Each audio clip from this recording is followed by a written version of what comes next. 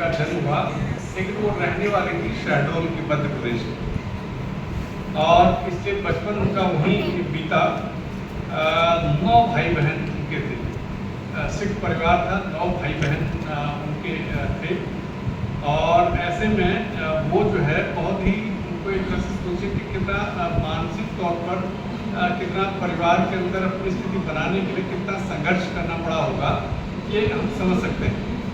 9 भाई बहनों के बीच में एक बहन है, उसको कितना अपने अस्तित्व को बनाए रखने के लिए कितना संघर्ष करना पड़ता है, ये हम लोग जानते हैं।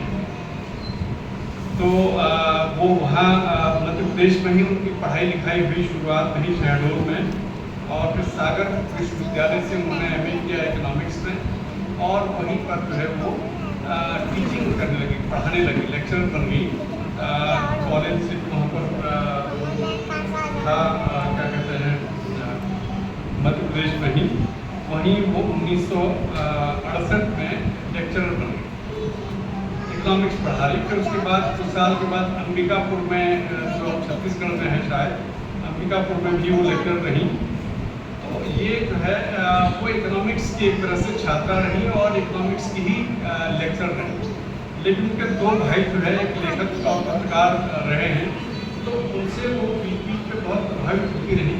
1977 में हम जानते हैं कि किस तरह से जनता पार्टी का शासन आया, और लंबे एक तरह से 30 साल के अंतराल के बाद विपक्षी दल की सरकार केंद्र में बनी, जिसको हम लोग दूसरी आज़ादी कहा करते थे उस दौर में। तो उस दौरान पत्रकारिता में नई हलचल जो है वो दिखाई पड़ती थी। धर्मयुग, दिनमान, रविवार और भी बहुत सारी पत्रिकाएं, उनमें एक तरह से बड़ी हलचल जैसी दिखाई पड़ती थी। लगता था कि पत्रकारिता बहुत बड़ी चीज़ है जो देश को, समाज को बदल सकती है, राष्ट्र के निर्माण में उसका बहुत बड़ा रोल होता है, ये लग रहा है।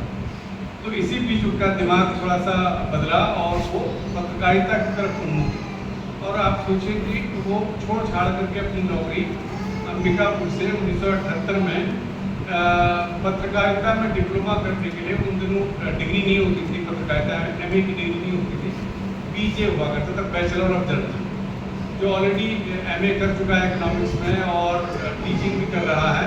वो फिर BJ में पंजाब यूनिवर्सिटी में एडमिशन लेने के लिए चंडीगढ़ आई, और वहाँ उन्होंने 1 साल का वो जो BJ का कोर्स है वो पूरा किया। और फिर उसके बाद वो कुछ साल रोहतक में लेक्चर रही, और फिर उसके बाद 4-5 साल जो है वो सागर में लेक्चर रही। और उसके बाद जो है वो माखनलाल चतुर्वेदी विश्वविद्यालय में 1991 के बाद, 91 के आसपास वो वहाँ लीडर जो है वो बन करके आए। तो एक तरह से उन्होंने अपनी दिशा बदली, और पत्रकारिता जो शायद उनका जुनून था और जिसको देख करके उनको लगता था कि ये बहुत बड़ी चीज़ है, और उन्होंने अपना सारा करियर जो है दांव पर लगाते हुए उन्होंने पत्रकारिता को अपनाया। और पत्रकारिता में भी चूँकि वो टीचिंग में कर चुकी थी, तो इसलिए उन्हें लगा कि शायद ये ज़्यादा अच्छा है, खुद पत्रकार बनने की बजाय पत्रकार तैयार किए जाएँ। और इस तरह से रोहतक, सागर और माखनलाल चतुर्वेदी विश्वविद्यालय, वहाँ उन्होंने बड़ी संख्या में पत्रकार तैयार, बहुत उनके वाकई जो उनके विद्यार्थी हैं वो देश भर में फैले हुए हैं, जगह जगह वो अच्छे ऊंचे पदों पर हैं। PTI क्या, टाइम्स ऑफ इंडिया क्या, हिंदुस्तान टाइम्स क्या, हिंदी के तमाम मध्य प्रदेश के अखबार, और उसके अलावा पब्लिक रिलेशन की दुनिया, सब तरफ जो है उनके विद्यार्थी फैले हुए हैं। उन्हीं में से जो हमारे चंदन जी हैं, ये भी उनके विद्यार्थी हैं। वहाँ पीछे हमारे साथी अंकुर विजयवर्गीय जो IMC में है आजकल, वो भी उनके स्टूडेंट रहे हैं। तो बड़ी संख्या में हमारे पहले डायरेक्टर जनरल थे IMC के, संजय द्विवेदी जी, वो भी उनके छात्र थे। तो बहुत उनके छात्रों का एक जाल पूरे देश भर में फैला हुआ है, और बहुत आदर करते हैं। एक टीचर के लिए उससे बड़ी बात और क्या हो सकती है कि वो उनके छात्र वो एक तरह से उनके होने का की गवाही दे रहे हैं। तो ये बहुत बड़ी बात है किसी भी टीचर के लिए। मतलब वो पढ़ाए अच्छा, ये तो अच्छी बात है, लेकिन कैसे उनके विद्यार्थी आगे जाकर के नाम कमा रहे हैं, ये सबसे बड़ी बात है। तो ये शायद टीचर के लिए सबसे बड़ी खुशी और उसके अस्तित्व के लिए, उसके पूरे होने के लिए वो सबसे बड़ी बात होती है। उसके विद्यार्थी कहाँ कहाँ हैं, कौन कौन क्या क्या कर रहा है, कहाँ कहाँ किस फील्ड में क्या क्या नाम कमा रहे हैं। तो ये संक्षेप सा परिचय उनका था।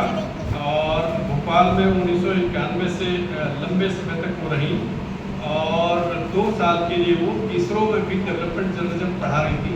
इसरो जो अहमदाबाद में है उसका एक विंग है, विकास शिक्षा संचार इकाई, डेवलपमेंट कम्युनिकेशन की एक यूनिट है वहाँ पर वो 2 साल तक उन्होंने पढ़ाया। और उसके बाद फिर अब ये हैरानी की बात ये देखिए कि उस दौरान मध्य प्रदेश में भोपाल में जो उनके विद्यार्थी थे उन्होंने हड़ताल कर दी कि हमारे टीचर को वापस बुलाओ। इतनी अच्छी शिक्षिका थी वो कि उनके स्टूडेंट्स ने हड़ताल कर दी कि हमारे टीचर को बुलाओ। और उनको बुलाया। हम लोग सुनते हैं सर्वपल्ली राधाकृष्णन के बारे में, जब वो मैसूर विश्वविद्यालय से कलकत्ता जा रहे थे, BHU के भी रहे और कलकत्ता विश्वविद्यालय के भी वो रहे। जब वो जा रहे थे तो वहाँ से रेलवे स्टेशन तक उनके लिए फूलों का जो है वो एकदम रास्ता बनाया गया। पूरे रास्ते भर में फूल बिखेरे गए और दोनों तरफ उनके विद्यार्थी जो है वो तमाम देश भर में जो भी पहले हुए थे वो सब उनका इंतजार कर रहे थे। तो इसलिए हम उनको शिक्षक दिवस के तौर पर याद करते हैं। तो एक तरह से इसी तरह का जो प्यार जो है विद्यार्थियों का उनको मिला है वो मुझे लगता है कि बहुत बड़ी बात है। रेडियो, फिल्म, टेलीविज़न और विकास पत्रकारिता जो है ये उनके विशेष विषय है। इन पर उन्होंने बहुत काम किया है जिसके लिए उनको जाना जाता है, कई किताबें भी लिखी हैं। तो मुझे जो बेसिकली जो लगता है खास करके वो टीचिंग के अलावा जैसे जो सामाजिक कार्य थे उनमें भी बहुत दिलचस्पी लेती थी। और जिसपे खास करके भोपाल गैस कांड के जो पीड़ित थे उनके पुनर्वास को लेकर के, उनके मुआवजे को लेकर के उन्होंने जो बाकी संगठन लड़ रहे थे उसमें वो भी शामिल थी। और इसी तरह से नर्मदा बचाओ आंदोलन के जो विस्थापित लोग थे उनके लिए भी वो काफ़ी हद तक, काफ़ी समय तक वो आवाज़ बुलंद करती है। तो इस तरह से उन्होंने बहुत काम किया। एक शिक्षक के तौर पर उन्होंने जो काम किया वो है ही है। उसके अलावा समाज में भी उनकी गहरी छाप रही है। 2009 में वो रिटायर हो गई थी और 2021 में कोरोना की जो दूसरी चपेट है उसमें उनका निधन हो गया।